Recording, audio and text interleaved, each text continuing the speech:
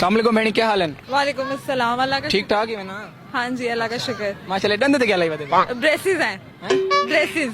वो तो कोई बई जाते नहीं लमींदे, सॉरी, वो तो कोई बई जाते लमींदे जेड़े तुसा ना आते वे गंदा नहीं समझ आ रही, उर्दू समझ आती है। अच्छा चलो तो एक सेंटेंस देसा ओ जेड़ा है तुसा आखने आखो मैं बशीरू दी कांध टप्पण पियां ढाए पा मैं बशीरू दी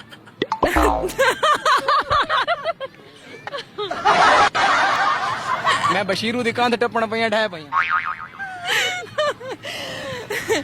मैं बशीरू दी कंध टपन पईया।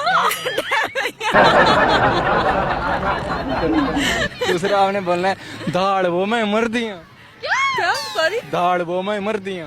धाड़ वो मैं मर दिया। इसका पता है क्या है? नहीं, नहीं पता आपको? नहीं। हाय रब्बा मैं थे मर रही हूँ। अच्छा, ऐसा ये मतलब है। गुड। अच्छा तड्डा किसको कहते? तड्डा आपका तड्डा टड्डा, तड्डा आपका क्या मेरा? मतलब इसका मतलब ये है आपका। भतीजियां भतीजा माशाल्लाह तू सा पढ़िया लिखा है वे। खटड़ी के को आदन तखड़ी वो मापने वाली, खटड़ी खखड़ी, खटड़ी खटड़ी खटरी, खट्टा।